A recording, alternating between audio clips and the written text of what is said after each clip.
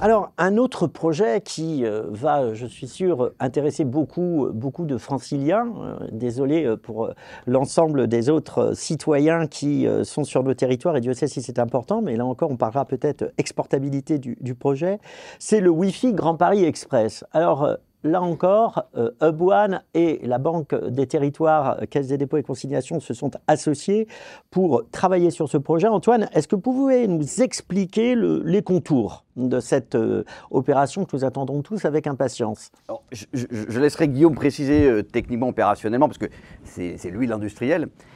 Nous, on est dans une situation où on accompagne, à la fois en financement, mais également parce qu'on a une expertise dans les relations, dans des contrats de délégation avec des collectivités, où là aussi on joue un double rôle de tiers de confiance. Pour la collectivité, c'est rassurant de savoir que dans la société de projet, il y a la Caisse des dépôts, qui est un investisseur certes avisé, mais d'intérêt général. Et puis, pour l'opérateur industriel, c'est aussi un trait d'union vers la collectivité. C'est un vrai savoir-faire que vous avez développé et qui est reconnu par tous. Et qu'on souhaite mettre en œuvre. Et c'est vrai que la question de la connectivité, notamment dans le métro, était pour nous un sujet d'attention essentiel. Et on en avait rediscuté avec le ministre des Transports, Clément Beaune. C'est qu'on va avoir des JO, on va avoir des événements importants dans les prochaines années. C'était impensable d'avoir un défaut de connectivité. Et donc, il était urgent d'avoir un vrai projet ambitieux, et je pense qu'on l'a, et surtout on a identifié dans HubOne un partenaire industriel qui était capable de le faire très rapidement et de manière sécurisée, sans risque opérationnel. Alors Guillaume, en fait ça va être quoi? Ça va permettre quoi ce projet? Et question subsidiaire, on sera prêt pour les Jeux Olympiques? Alors, juste, je vais faire un tout petit détour parce qu'à titre personnel, moi, je suis particulièrement impressionné par le travail que réalise la Société du Grand Paris autour de ce projet du Grand Paris Express. Vous savez, l'Île-de-France, c'est grosso modo 12 millions d'habitants, 2 millions dans Paris intramuros. Là, le Grand Paris Express, c'est vraiment s'occuper des trajets des 10 millions qui ne sont pas dans Paris intramuros et leur permettre de se déplacer un peu partout en Île-de-France. C'est le plus grand chantier d'Europe. J'ai eu la chance de visiter une gare, celle de Villejuif Gustave Roussy, où la ligne 14 et la ligne 15 vont se croiser. C'est un énorme puits de 50 mètres de profondeur, de 50 mètres de diamètre. Il va y avoir 9 étages. Donc vous voyez, c'est vraiment... Parler de cathédrale, ça serait un peu pompeux, mais c'est le plus grand projet d'Europe à ce stade et qui va changer la vie de 12 millions de franciliens. Alors, après, on peut épiloguer sur les délais, etc. La réalité, c'est que ça va vraiment profondément changer. Et c'est vrai qu'après, apporter de la connectivité dans tous ces transports, ça nous paraissait essentiel. Que ce soit de la connectivité pour les passagers, pour que durant tous ces temps de transport, ils puissent rester connectés, travailler, se divertir, avoir des informations utiles sur leur point d'arrivée ou autre. Oui, c'est une autre façon de penser la mobilité. Hein. C'est vraiment aussi la possibilité de continuer à travailler, de se divertir comme vous le dites, donc de faire un lieu de vie de ces espaces-temps qui, pour le moment, sont parfois un petit peu compliqués. Exactement. Et puis, il y a aussi tout le volet pour tous les opérationnels des différentes entreprises qui vont faire fonctionner ces lignes 14, 15, 16, 17, 18, les 65 gares qui sont en train d'être créées un peu partout autour de Paris. Vous voyez, là, il y a vraiment, ça va être des ruches. Et donc, apporter de la connectivité aussi à toutes ces entreprises, c'était extrêmement critique, puisque bien évidemment, tous ces métiers-là, je suis mainteneur, par exemple, d'un portillon, j'ai besoin d'être connecté, j'ai besoin de charger les nouveaux logiciels. Donc, cette connectivité, elle était essentielle. Et vous comprendrez bien que quand vous êtes au niveau -9 de la gare de Villejuif, c'est pas forcément acquis. Et donc, comme le rappelait Antoine, il y a eu un vrai travail aussi de conviction pour dire un nouveau métro au XXIe siècle ne peut pas ne pas être connecté. Ça serait juste une aberration. Soit dit en passant, et puisqu'on est début septembre et qu'il fait assez chaud, ça va être aussi climatisé. Ça va être aussi accessible pour toutes les personnes handicapées, à mobilité réduite. Vous avez des batteries d'ascenseurs un peu partout dans toutes ces gares. C'est vraiment pensé pour le XXIe siècle. Et nous n'y sommes pour rien, HubOne, nous sommes juste sur la partie Wi-Fi et Internet des objets. Et donc, la Société du Grand Paris a fait différents marchés. On a eu la chance et le plaisir d'être retenu sur le marché pour, vous l'avez compris, le Wi-Fi, mais aussi l'Internet des objets. Et ça a son importance puisqu'on croit beaucoup au RFID, au LoRa, pour tous ces systèmes qui vont être connectés, pour mettre des capteurs un petit peu partout.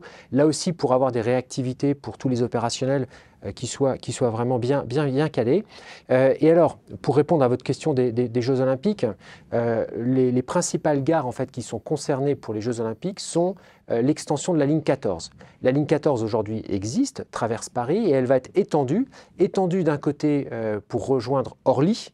Et c'est vrai qu'avoir un train direct pour un aéroport parisien, c'est quand même un sacré rattrapage par rapport aux grandes capitales. Ça, c'est sur la partie sud. Et sur la partie nord, ça va aller jusqu'à Saint-Denis-Pleyel. Et ça ne vous aura pas échappé que Saint-Denis-Pleyel est au cœur du village olympique, avec des stades un petit peu partout. Et donc, ça va être vraiment le point central de ces JO. Donc, pour être prêt pour les JO, ça veut dire être capable, pour en tout cas ce qui concerne Boine, de couvrir en Wi-Fi ces nouvelles gares sur la ligne 14. La ligne 15, 16, 17, 18 seront mises en service ultérieurement, mais l'enjeu, il est vraiment Orly, Saint-Denis-Pleyel et quelques gares qui sont nouvellement sorties de terre.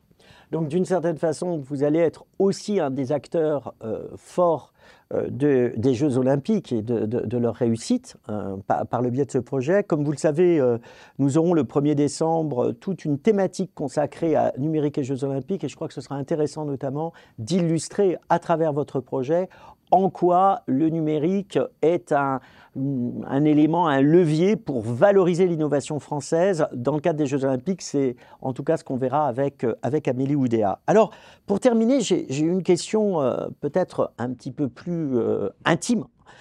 Finalement, qu'est-ce que vous avez découvert de vos deux organisations, de vos deux entreprises, institutions, et finalement, qu'est-ce que ça a changé dans le regard que vous pouviez porter l'un par rapport à l'autre?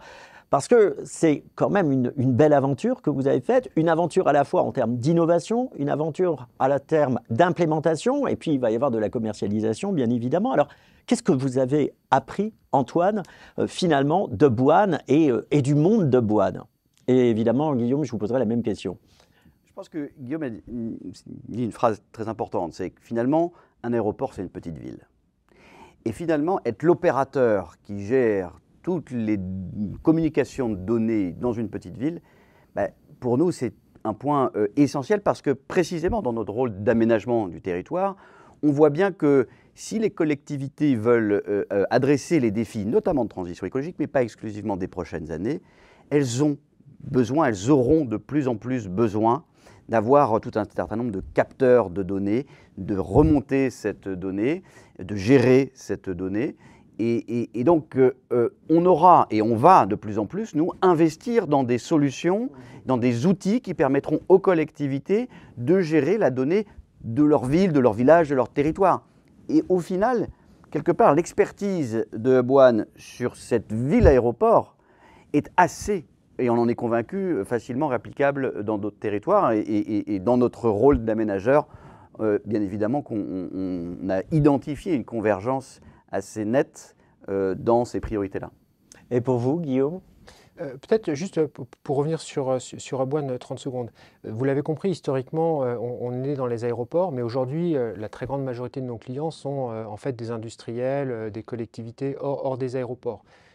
Si je mentionne ça, c'est parce que je pense que l'expérience qu'on a acquise sur des écosystèmes un peu compliqués, notamment en termes de numérique et de digital, en fait, sont transposables à plein d'univers. Que ce soit une grosse usine, un gros site de production, et on est ravis qu'il y ait autant de nouveaux méga-usines qui s'implantent en France, un écosystème d'import. La Société du Grand Paris, avec ce Grand Paris Express, en est une autre illustration.